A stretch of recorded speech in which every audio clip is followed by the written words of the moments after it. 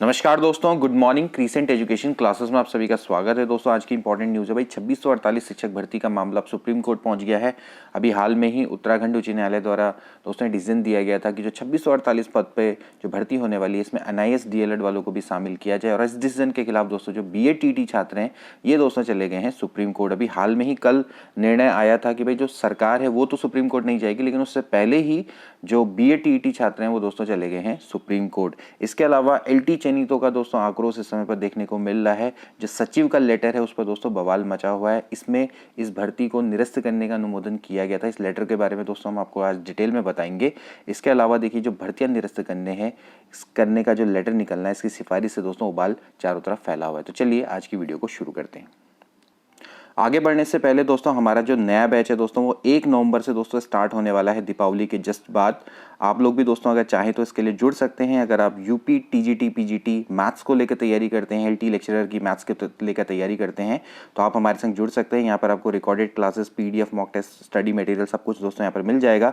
Live classes दोस्तों हमारी 1 नवंबर से स्टार्ट होंगी। हालांकि अगर आपको दोस्तों पूरा कोर्स चाहिए तो क्रैश कोर्स भी दोस्तों ASO का अवेलेबल है। ASO की पोस्ट अब दोबारा से दोस्तों रिलीज होगी, अप्रैल में दोस्तों रिलीज होगा विज्ञापन, लेकिन अभी से तैयारी करना आवश्यक है।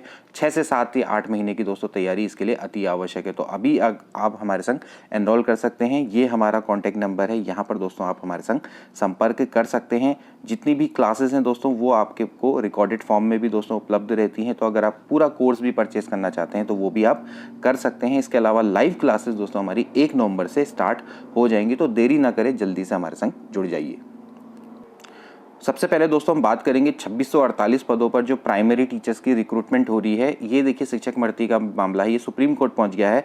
सरकार के निर्णय लेने से पहले ही जो B.Ed उम्मीदवार है इन्होंने SLP दाखिल कर ली है। देखिए ये जो मामला है काफ़ी लंबे समय से चला आ रहा है।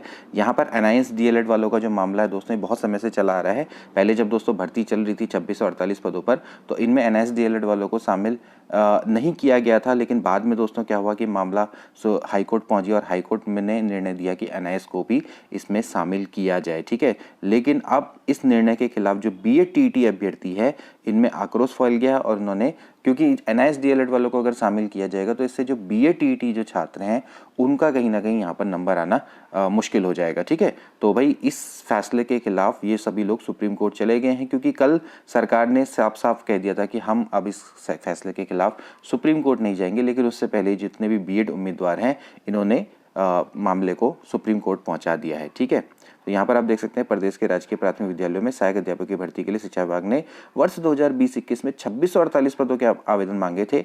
और शिक्षा एवं प्रशिक्षण संस्थान से DLED एवं B.Ed अभ्यर्थियों के संग NIS DLED करने वालों को भी इसके लिए आवेदन किए थे। सरकार ने NIS से DLED अभ्यर्थियों को पहले शिक्षक भर्ती में शामिल किया और बाद में इन्हें शिक्षक भर्ती में शामिल न करने का निर्णय लिया। ठीक है, और इसके खिलाफ अभ्यर्थी हाईकोर्ट चले गए और हाईकोर्ट ने इन्हें भर्ती में शामिल ना करने के 10 फरवरी के आदेश को रद्द कर दिया था। इसका मतलब यह है कि जो हाईकोर्ट है इन्होंने कहा कि NIS DLED वालों को भी शामिल किया जाए।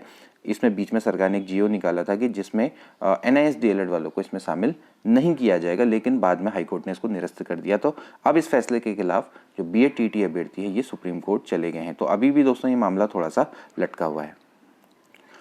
इसके बाद देखिए दोस्तों नेक्स्ट भर्तियां निरस्त करने की सिफारिश से आ गया है भैया उबाल। सरकारी नौकरी के लिए सोमवार को बेरोजगारों ने दून की सड़कों पर ये उतर आए थे और LT और आशु लिपिक भर्ती में चयनित होने के बावजूद नियुक्ति न मिलने से नाराज युवाओं ने जहां CM आवास कूच किया, वहीं JEE की भर्ती के बीच में से पद घटाने वाले CM आवास की ओर को निकल चुके। मतलब कि देखिए दोस्तों कई सारे मामले चल रहे हैं। एक तो सबसे पहले जो LT का मामला है, LT वालों का तो काफी समय से मामला अटका हुआ है। 1431 पदों पर दोस्तों ये भर्ती निकली थी और पिछले 2 साल से भर्ती प्रक्रिया पूरी नहीं हो पाई है, क्योंकि बीच बीच में कई सारे इसमें ऑब्स्टेकल आते रहे हैं। बीच में कई अभ्यर्थी कोर्ट चले गए, फिर मामला इसमें LT अगर हम आल्ट वालों की बात करें तो वहाँ पर जो मामला है वहीं पर योग्यता का मामला फंसा हुआ है। फिर इसके बाद आंसर की का मामला फंसा और अब दोस्तों जैसे जैसे लग रहा था कि राह आसान हो जाएगी, लेकिन फिर से एक और बवाल ये सचिव के लेटर से मच गया है। क्योंकि यहाँ पर इन्होंने लेटर भेजा है कि ये जो लेटर है RMS कंपनी, मतलब कहने का मतलब RS कंपनी के संदर्भ में भेजा गया है। तो इस लेटर को मैं पहले आपको एक बार दिखा देता हूँ, फिर यहाँ पर आपको इसके बारे में जानेंगे। देखिए दोस्तों, ये लेटर है यूके ट्रिपल के द्वारा 10 अक्टूबर 2022 को भेजा गया है, जो कि सचिव कार्मिक एवं सतर्कता विभाग उत्तराखंड शासन को भेजा गया है यूके ट्रिपल के द्वारा पूर्व में संपादित विभिन्न परीक्षाओं के संबंध में। ठीक है, तो यहाँ पर आप देख सकते हैं कि जो इन्होंने सीधे सीधे लिखा है कि ये जो RMS टेक्नो सॉल्यूशन इंडिया है, इनके द्वारा कई पेपर करवाए गए हैं। और इसके अलावा देखिए यहाँ पर इन्होंने जो पॉइंट नंबर 2 है, इसमें इन्होंने कई सारी चीज़ें लिखी गई हैं कि भैया आयोग ने इनके द्वारा जो भी विज्ञप्ति है उनको मतलब निरस्त कर दिया है, 13 विज्ञप्तियों को निरस्त कर दिया गया है। ठीक है, तो ये सब चीज़ें यहाँ पर लिखी गई है। मैं जो मेन पॉइंट है मैं आपको वो दिखाता हूँ। इसमें देखिए मुख्य पॉइंट है तीसरा का, महोदय उक्त के अतिरिक्त 8 ऐसी परीक्षाएं हैं जिन पर अभी तक कोई निर्णय नहीं लिया गया है। देखिए 13 परीक्षाएं तो निरस्त की जा चुकी हैं, 8 एक ऐसी परीक्षाएं हैं जिन पर कोई निर्णय नहीं लिया गया। यद्यपि इस संबंध में माननीय अध्यक्ष द्वारा अपने अर्धशासकीय पत्र संख्या द्वारा मुख्य सचिव महोदय को संपूर्ण वस्तुस्थिति से अवगत करवाया गया है। प्रश्नगत 8 परीक्षाओं में से 4 परीक्षाएं या तो पूरे परिणाम इनके घोषित किए जा चुके हैं या एक हिस्से के परिणाम घोषित हुए हैं। ठीक है, तथा अन्य 4 परीक्षाओं का परिणाम घोषित नहीं हुआ है। यहाँ पर दोस्तों जो जिन परीक्षाओं की दोस्तों ये बात चल रही है वो दोस्तों उनमें से कौन कौन सी परीक्षाएं भी मैं इसके बारे में बताऊंगा। ये देखिए समस्त परीक्षाएं विवादित एजेंसी RMS के द्वारा की गई हैं, संपन्न करवाई गई हैं, जिनका रिजल्ट और डेटा प्रोसेस भी उक्त कार्मिकों के द्वारा ही तैयार किया गया है, ये इनका कहना है। देखिए इसमें परीक्षाओं की बात करें तो इसमें LT आती है, जिसका रिजल्ट अभी तक घोषित हो चुका है, आधा हुआ है, मतलब एक LT 8 को छोड़ के देखा जाए तो बाकी नहीं हुआ है। इसके अलावा इसमें कनिष्ठ सहायक है, ठीक है, इसके अलावा पर्सनल असिस्टेंट है। ठीक है, तो ये दोस्तों आपके इसके अलावा पुलिस रैंकर्स की भी एक भर्ती है। ठीक है, तो ये दोस्तों कुछ इंपॉर्टेंट परीक्षाएं हैं जिनमें क्या है कि अभी विवाद बना हुआ है। इसके अलावा देखिए इसका 5वां पॉइंट देखिए क्या लिखते हैं, आयोग द्वारा RMS टेक्नो सॉल्यूशन लखनऊ से संपादित करेगी लगभग सभी परीक्षाएं जिसमें उपरोक्त 8 परीक्षाएं भी शामिल है का रॉ डेटा उक्त एजेंसी के कार्मिकों के द्वारा तैयार किया गया है, जो वर्तमान में आयोग की परीक्षाओं के पेपर लीक के आरोपों में कारागार में निरुद्ध हैं। अतः उक्त के दृष्टिगत प्रश्नगत 8 परीक्षाएं भी उक्त विवादित एजेंसी द्वारा ही संपन्न कराए जाने के कारण उनके द्वारा तैयार डेटा व अन्य परीक्षा प्रक्रियाओं पर भी प्रश्न चिन्ह लगना स्वाभाविक है। और ज्ञातव्य है कि विधानसभा सचिवालय में भी इसी विवादित एजेंसी द्वारा परीक्षाएं संपन्न कराई गई थी और जिन्हें विधानसभा सचिवालय द्वारा बिना परिणाम घोषित किए ही निरस्त किया जा चुका है। तो दोस्तों यहाँ पर जो 8 परीक्षाएं हैं, ये 8 परीक्षाओं में से दोस्तों एक LT परीक्षा भी है, इसके अलावा कनिष्ठ सहायक और व्यक्तिक सहायक भी इंपॉर्टेंट दोस्तों इसमें परीक्षाएं हैं। ठीक है, तो उपरोक्त समस्त तथ्यों के दृष्टिगत विवादित एजेंसी RMS टेक्नो सॉल्यूशन द्वारा कराई गई उक्त सभी परीक्षाओं को संदेह के घेरे में नहीं होने की संभावना कमी है। तो मतलब ये कह रहे हैं कि इसमें भी संदेह बनता है और इन दृष्टि से यदि उक्त विवादित एजेंसी द्वारा संपन्न कराई गई इन परीक्षाओं के परिणाम उनके द्वारा तैयार किए गए डेटा के आधार पर घोषित किए जाते हैं तो भविष्य में माननीय न्यायालय में दायर रिट याचिकाओं में आयोग के समक्ष विपरीत विषम स्थिति पैदा होने की आशंका बनी रहेगी। यानी कहने का मतलब है कि अगर हम इनके परिणाम अगर घोषित करते हैं तो फिर आगे जाके हमें कोर्ट में विषम परिस्थिति हमारे लिए बन जाएगी, कोई हमारे खिलाफ कोर्ट चला जाएगा तो फिर वहां पर हमारी दिक्कत हो जाएगी। तो अतः उक्त के दृष्टिगत अनुरोध है कि उक्त सभी 8 परीक्षाओं को निरस्त कर पुनः आयोजित कराने के प्रस्ताव पर विचार करते हुए उचित समझे तो शासन के न्याय विभाग का अभिमत जानकर आयोग को परामर्श प्रदान करने की कृपा करें। तो यहाँ पर देख सकते हैं कि आप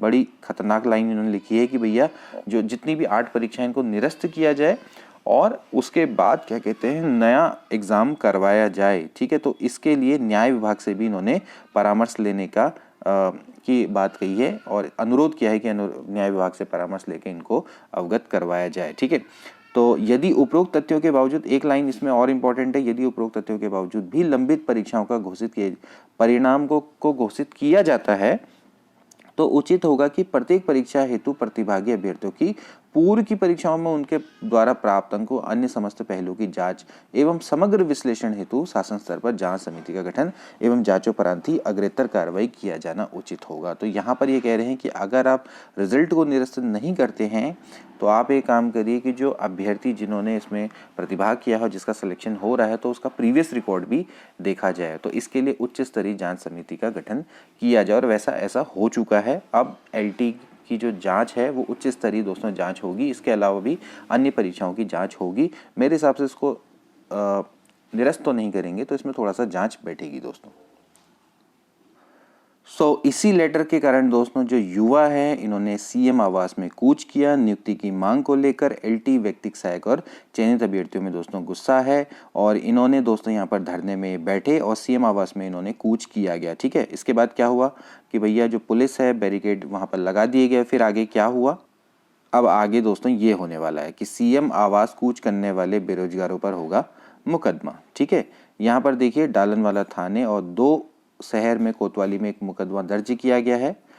डालन वाले थाने में 2 और शहर कोतवाली में 1 मुकदमा दर्ज किया गया। बिना अनुमति धरना प्रदर्शन और सड़क जाम करने का दोस्तों आरोप यहाँ पर लगाया गया है। ठीक है, तो यहाँ पर आप देख सकते हैं कि अलग अलग दोस्तों यहाँ पर मामले चल रहे हैं। एनआईएस डीएलएड वाले भी धरने में बैठ रहे हैं। वो कह रहे हैं कि भैया हमको शामिल करो। क्यों? क्योंकि हाई कोर्ट का ऑर्डर है, इसलिए हमें शामिल करो। इसके अलावा जो जेई की भर्ती आई थी उसमें से लगातार इन्होंने सिंचाई विभाग के कई सारे पद को घटा दिया।